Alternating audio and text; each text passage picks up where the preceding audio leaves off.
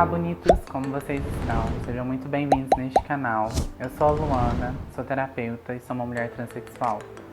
Hoje eu venho trazer uma reflexão sobre um assunto que ainda pouco se fala, mas eu vi algumas pessoas comentando sobre, e a minha própria experiência pessoal me inspirou a trazer este assunto no canal. Hoje eu vou falar sobre relação autoabusiva. Primeiro, eu gostaria de trazer uma reflexão para você que está aí me assistindo. Qual é a sua relação com o seu próprio corpo? Qual é a relação que você tem diante das outras pessoas e daquilo que é cobrado enquanto o que é perfeito, enquanto o que é aceitável dentro de um padrão? My dark circles are literally too dark to put concealer on. Cool. My lips are literally so small. And my nose is so big.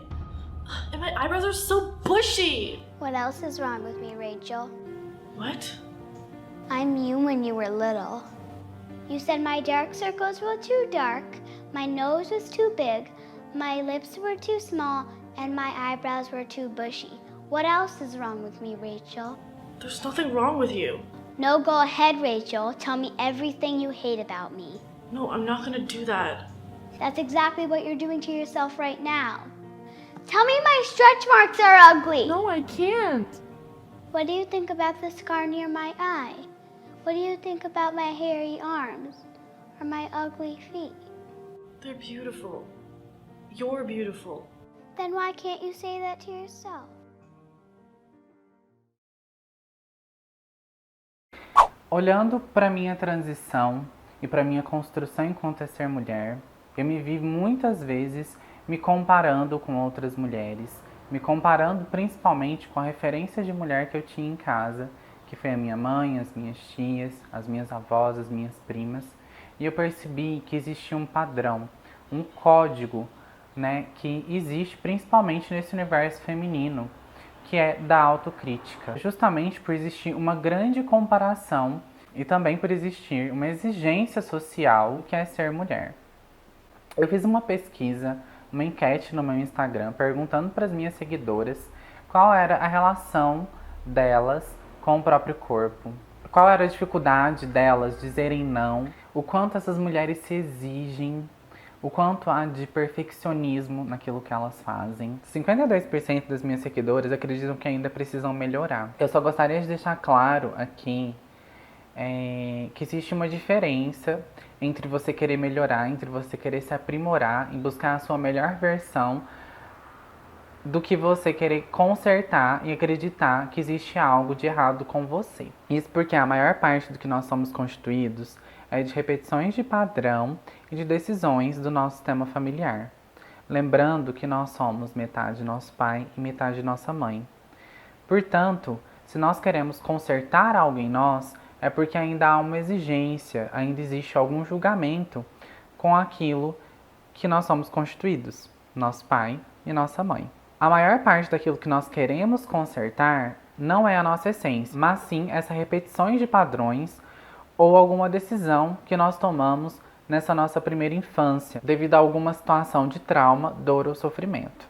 67% tem dificuldade em falar não. E aí eu te pergunto, quantas vezes você foi para uma festa com a sua amiga sem querer ir, ou que você teve que acompanhar os seus pais sem vontade, ou que você foi para casa do seu namorado, enfim, independente da situação que você se colocou, que você passou por cima da sua própria vontade, com medo de dizer não pro outro. E aí perceba, o não que você está deixando de dar pro outro, você está dando para si mesma.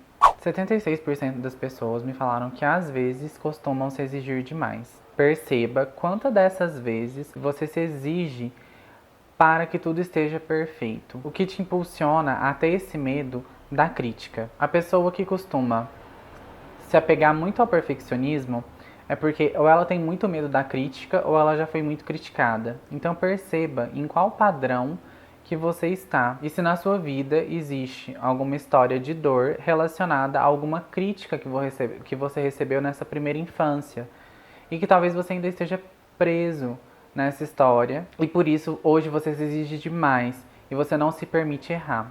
Lembrando que quando nós não nos permitimos errar, também fica muito difícil que nós aceitamos que o outro também erre. E e nós cobramos muito do outro esse estado de perfeição. O Bert Hellinger costumava dizer que o perfeito está rígido, ele não tem mais chance de evolução, que só no estado de imperfeição que nós temos a chance de evoluir. Você tem medo do que as pessoas pensam sobre você?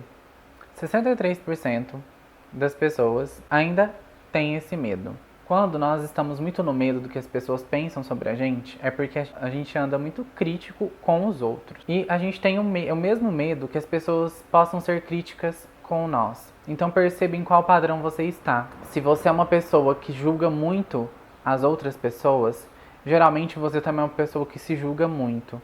É uma pessoa que vive presa num padrão em busca de erros. E esquece de olhar para os seus próprios acertos. Lembrando que isso também é um padrão de comportamento que a gente foi aprendendo ao longo do tempo. É só você lembrar de quando você era criança e estava na escola e você fazia alguma prova. Nos foi ensinado a olhar principalmente para o que a gente errou e não para o que a gente acertou. Então a gente sempre foi em busca de melhorar aquilo que tinha de errado conosco. E essa autocrítica é algo que a gente foi aprendendo e que você pode desconstruir ao longo do tempo.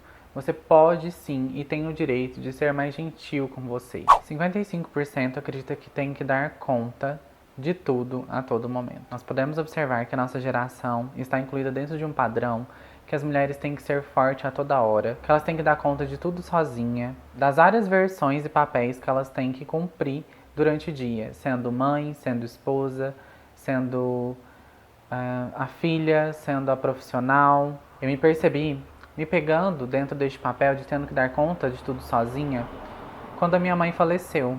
E por acreditar que eu tinha que dar conta de tudo, eu me enrijeci para a vida e para as minhas relações. Isso me dificultou muito na questão de receber ajuda, de receber carinho, de me colocar mais frágil, de pedir ajuda. Isso acaba sobrecarregando a gente e nos coloca até num lugar de muita dificuldade de confiança do outro. 73% das pessoas acreditam que estão prontas para salvar todo mundo. Eu nunca andei de avião, não sei vocês, mas dizem que existe uma regra, que se acontecer algum acidente e você necessitar da máscara de oxigênio, que primeiro você coloque a sua máscara para depois você ajudar uma outra pessoa. E é muito sobre isso. Muitas das vezes nós colocamos as nossas necessidades em segundo plano por querer ajudar ou salvar outras pessoas. Tudo isso que foi falado aqui até agora são situações que se complementam.